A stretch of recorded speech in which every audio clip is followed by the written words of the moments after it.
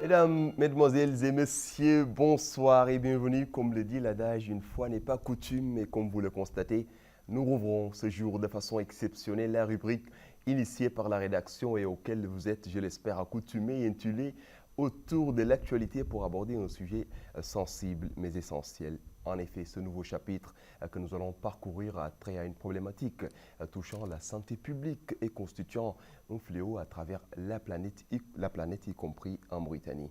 Il s'agit de la santé mentale, autrement dit, ceux qui sont affectés ou victimes de troubles du comportement ou du caractère touchant leur capacité de concentration, de jugement, de bon sens, voire même de discernement, et dans une moindre mesure, d'autre part, certaines personnes subissant des anomalies psychiques consécutives aux contingences de la vie courante ou à l'impact des contraintes négatives de notre vie en société et communément appelées stress ou dépression. Paradoxalement, cette pathologie, pourtant préoccupante car invalidante, reste encore dans plusieurs sociétés, y compris en Occident, en Asie, en Outre-Atlantique, un sujet chroniquement tabou.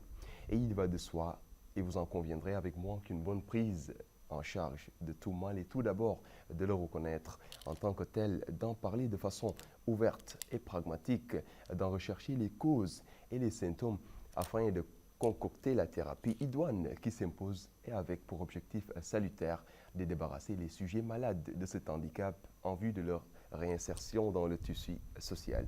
En Mauritanie, le facteur aggravant du phénomène est notamment la mauvaise qualité des soins dispensés à ceux qui reçoivent un traitement, alors qu'améliorer les services de santé mentale ne passe pas nécessairement par des technologies sophistiquées et onéreuses.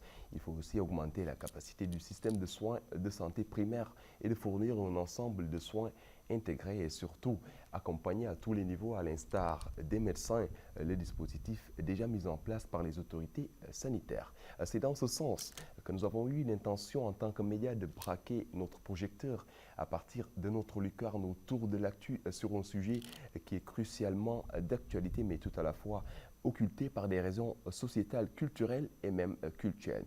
Notre reportrice du service francophone de votre station est le Mourabitoun TV, Jemila Mintitaya, en collaboration avec nos confrères de Canal France International et l'Agence française de développement, a ainsi décidé de descendre au cœur de cette sphère de la société qui reste méconnue et marginalisée, et ce durant tout un mois d'investigation en allant à la rencontre des acteurs impliqués ou engagés dans la problématique, mais aussi de ceux qui sont les victimes de cette nébuleuse maladie.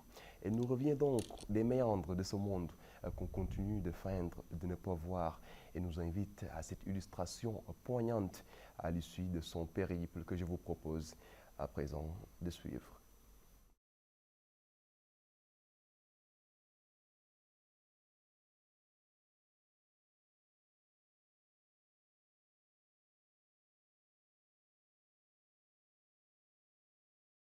Au cœur du désert, où le sable raconte des histoires silencieuses, se cache une réalité souvent négligée, la santé mentale en Mauritanie. Mohamed, un citoyen mauritanien d'une quarantaine d'années, père de famille, habite à Bouhdida, à Nouakchott. Dans sa quête d'une vie meilleure, il s'était lancé dans l'exploitation aurifère. Mais une succession d'échecs professionnels et le décès de son oncle ont bouleversé sa vie.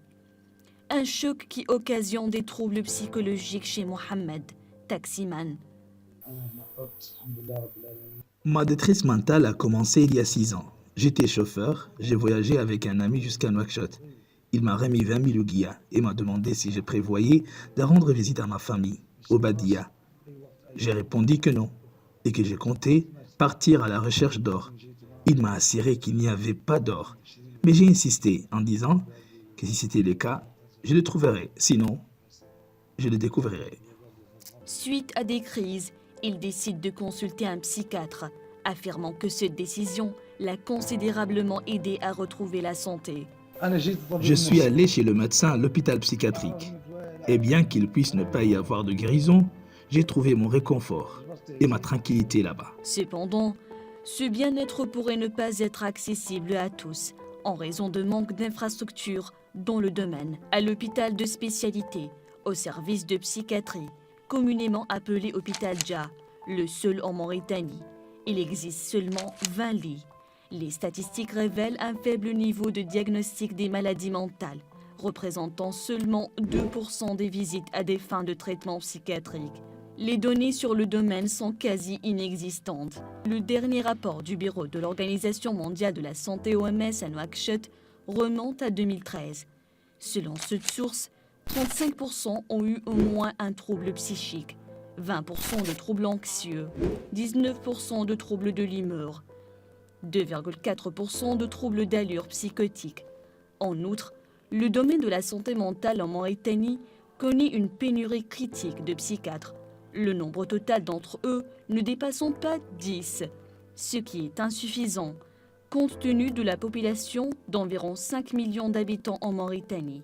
Des données qui soulèvent une préoccupation sociétale plus vaste sur la perception des populations sur la santé mentale en Mauritanie. Ward El Gouhi, expert en santé mentale, souligne les obstacles culturels entravant la reconnaissance de l'importance de traitements psychologiques, attribuant cela aux traditions et aux réserves culturelles. La société mauritanienne, c'est comme les autres sociétés, c'est-à-dire arabes ou africaines, a toujours un problème d'acceptation en ce qui concerne la santé mentale, que ce soit sur le plan thérapeutique ou que ce soit sur le plan, c'est-à-dire des troubles. Pourquoi? Parce qu'il y a des perceptions culturelles spécifiques et qui sont erronées, qui circulent autour de la santé mentale et qui bloquent cette volonté chez les citoyens ou les membres de la société d'aller chez un psy. Donc, c'est un problème de manière générale de comment les Mauritaniens classent la santé mentale, les soins psychiatriques, le psychiatre, et comment c'est-à-dire, il y a une sorte de stigmatisation, il y a une sorte des notions erronées qui circulent autour de ces sujets qui bloquent les gens d'aller tout simplement chez un psy pour bénéficier des soins psychiatriques. Et c'est un véritable problème. Des pesanteurs sociales perceptibles à travers ce micro-trottoir où certains sont favorables à la consultation de psychiatres, tandis que d'autres n'acceptent pas de dépendre des soins psychiatriques, préférant s'en remettre à Dieu seul. Prônant le non-recours à un psychiatre à cause des motivations religieuses.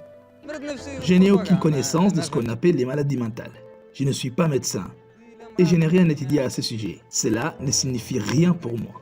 Bon, mais pourquoi pas avoir une aide d'un psychologue pour mieux aider et mieux se comporter dans la société. Normalement, il devait être traité quand même. Peut-être qu'il peut avoir des soucis, quelqu'un qui a un problème dans la vie. Nous vivons dans un monde très difficile.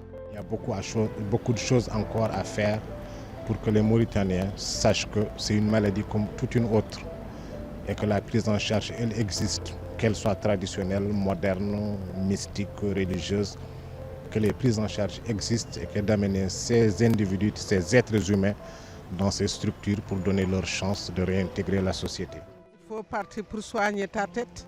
Parce que ça fait être malade. Oui, le trouble mental, c'est très mauvais.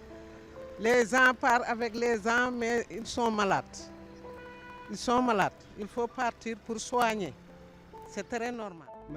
Je me tournerai uniquement vers mon Seigneur Dieu. Je me tournerai uniquement vers mon Seigneur. C'est lui qui m'a créé et c'est lui seul qui me guérira. L'imam Abdallah Issar, pour sa part, clarifie la position de l'islam sur la question. Le prophète de l'islam nous a dit qu'il nous est recommandé de nous soigner. Pour la simple raison qu'à chaque fois qu'une maladie apparaît, son remède vient avec, qu'on le découvre ou qu'on ne le découvre pas. Et c'est dans ce sens-là que l'islam nous recommande de nous soigner et le prophète lui-même se soignait. Donc on peut se soigner avec le Coran, la lecture du Coran, on peut se soigner avec l'invocation, mais il est recommandé également de se soigner chez un médecin si on a une maladie qui a un rapport avec notre corps. Mais on peut, si on a un problème psychologique, psychiatrique, d'aller voir un psychologue ou un psychiatre également pour se soigner. Lire le Coran tout simplement ne suffira pas. L'islam nous dit de nous soigner par tous les moyens. Et c'est dans ce sens-là qu'il n'y a aucun inconvénient, aucune gêne à ce qu'on consulte un psychiatre ou un psychologue si on a un problème qui est lié à la psychiatrie ou à la psychologie. Une volonté qui anime Rokhaya Yassi, une mère d'un enfant autiste, El Hadrami, âgé de 12 ans. Elle a résisté au conseil de certains de consulter des marabouts traditionnels et a plutôt décidé d'emmener son fils dans des centres de traitement de l'autisme à Mellah, Nouakchott Nord. Souvent, on me dit que tu n'as qu'à c'est mieux de chercher des maraboutages que de partir au l'hôpital. Une prise en charge qui procure un bien-être et a considérablement contribué à l'amélioration de la santé de son enfant grâce aux efforts des encadreurs. Je sais, surtout ici les mamans, nous les mères, nous sommes un peu honte de faire sortir nos fils là, qu'on dit que c'est un enfant autisme. Moi aussi. Parce qu'on va dire, oh, c'est un fou, laisse-le là-bas. Parce que s'il part, il est agressif, il va faire ça, il va faire ça, il va sauter dans une voiture. Non. Amène ton fils au centre autisme. Même si toi, tu ne peux pas communiquer avec ton fils, là-bas, on va l'aider de faire beaucoup de choses. Ces centres sont gratuits et les enfants bénéficient tous les 3 mois d'un montant de 2300 émerus en guise de soutien. Ce centre est affilié au ministère de l'Action sociale, de l'enfance et de la famille.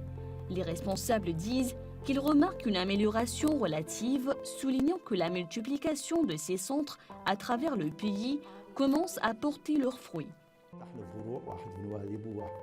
Nous avons maintenant plusieurs centres à Nouadhibou, Zouérat et Alleg. Nous nous engageons dans la sensibilisation et la réhabilitation. Ici, dans ce centre, nous effectuons une réhabilitation psychologique et éducative. La mentalité a changé. L'affluence ne cesse de croître. Et nous avons même une liste d'attente. Dans le cadre de la sensibilisation sur la préservation de la santé mentale, la Mauritanie a organisé le 10 octobre dernier le premier événement officiel, célébrant la Journée mondiale de la santé mentale.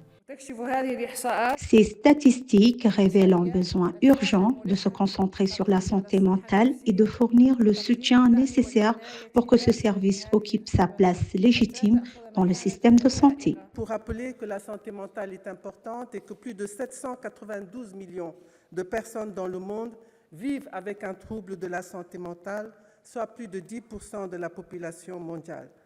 Je ne voudrais pas m'attarder parce que beaucoup a été dit. Tout a été dit par les personnes et les acteurs, la communauté, sur la santé mentale. Et nous avons vu que la santé mentale a une approche transversale et tout le monde est concerné.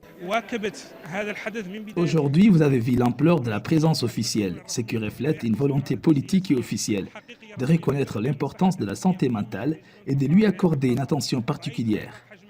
Vous avez également constaté la présence et la participation du public, ce qui indique une prise de conscience croissante en matière de santé mentale. La sensibilisation ne se limite pas au volet officiel uniquement. Selon Khadija Mohamed, secrétaire générale de l'ONG El Wa'i, une organisation qui sensibilise sur l'importance de la santé mentale. Elle attribue le manque d'attention porté à la santé mentale des Mauritaniens à l'absence d'associations engagées dans ce domaine. Nous avons remarqué l'absence totale d'associations actives dans le domaine, le manque de compréhension de la société à l'égard des troubles mentaux et l'absence de services de soins mentaux. Les gens veulent être traités, mais il n'y a ni centre de traitement, ni service de soins. C'est à partir de cette constatation que nous avons fondé notre association pour sensibiliser. En attendant, la Mauritanie fait face à des défis pressants liés à une meilleure connaissance de cette problématique de santé, entre les barrières culturelles, le manque d'infrastructures et de spécialités dans le domaine. La question demeure: comment le pays peut-il catalyser un changement significatif pour améliorer la santé mentale de sa population ?